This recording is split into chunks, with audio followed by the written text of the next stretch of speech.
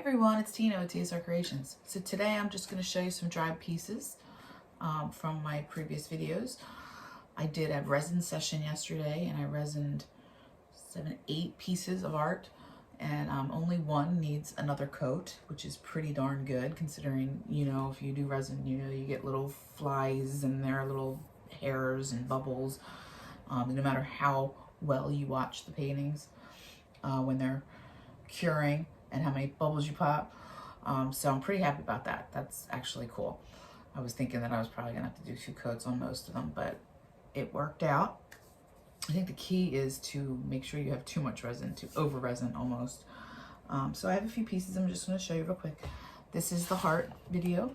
I did not resin this. This is just, I don't think it needed resin.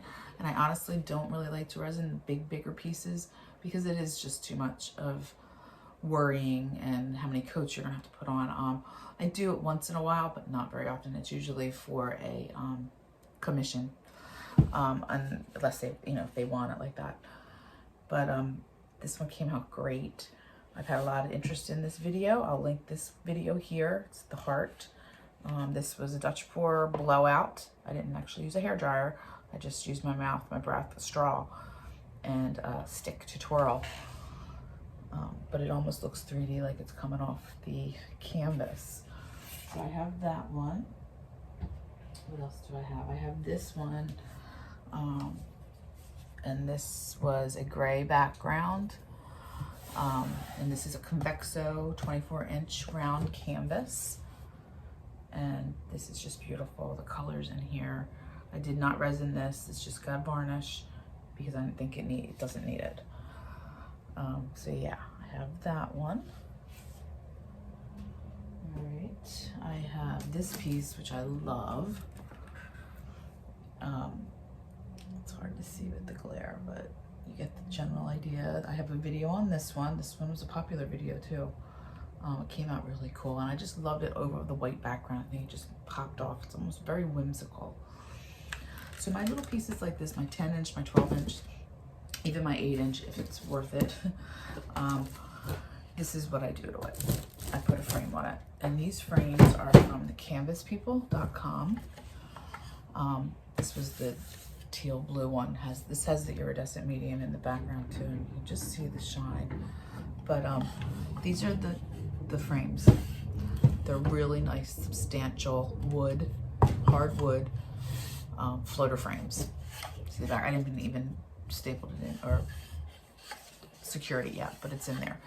And this is what I do with them. This is how I sell them. So they're a company out of California, I believe, and they have great prices, and they sell them. It's in bulk. It's either, I think you can get threes or 6s, something like that. I'm not exactly sure. I don't remember. But great prices. And these are the natural wood ones. They also have gold. They have black. They have silver, white. So I just thought this one would look good in this frame, and I think it does. So all these little ones will get frames as long as I feel like they're worth the frame. If I feel like this one, it's okay. I honestly only resined it because I had extra resin left over. It's kind of cool, but I don't know if I'll frame it. I might just sell it as is, and that way I can keep the price down too. I have this piece which came out really. This was the Hot Orchid base prism pour. Very simple. It's just pretty. And this, the background had with the prism pour, and I put in the iridescent medium, I think, in that, or the glitter medium. I don't remember. But I do have a video on that, and it's just really shiny. And this one is a very popular video of mine. It's a cool one, and I like the way it came out. Resin came out great. Love this one, this black one. This is black with an iridescent medium or glitter medium in it. I think it was a glitter. Look at that.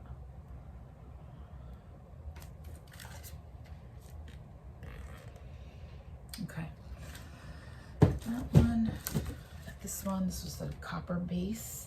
This was the Opal Fire base, I believe it was called, by Modern Masters. Isn't that pretty?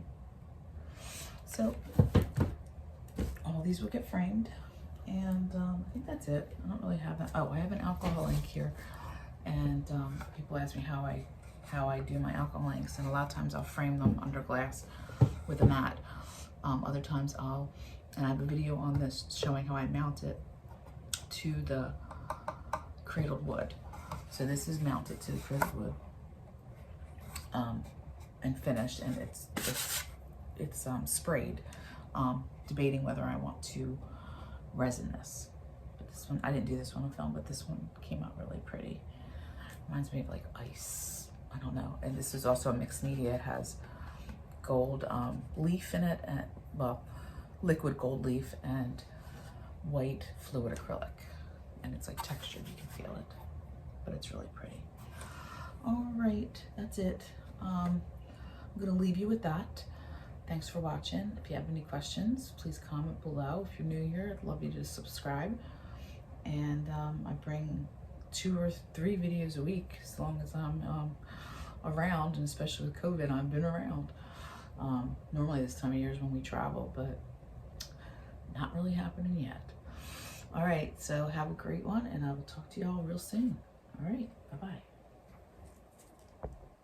So I just thought, while I have you here, I will show you how I take the tape off the back of the canvases. It's really simple. You need a heat gun. So just heat it up.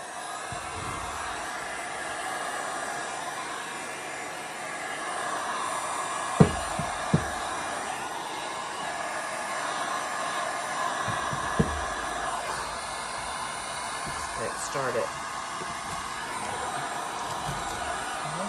Comes right off.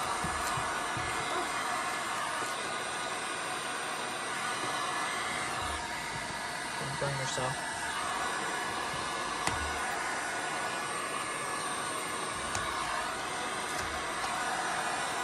It's kind of hard doing it with one hand. These are like heated up.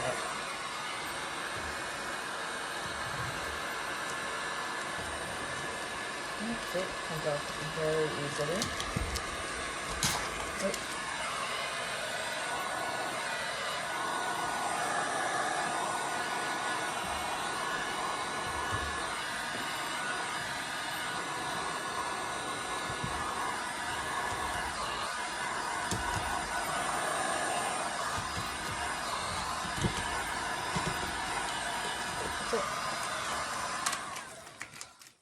That is it.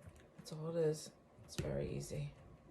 So always, before you resin, make sure you tape the back, because you'll have all the resin will get stuck to the canvas. All right, that's it. Bye.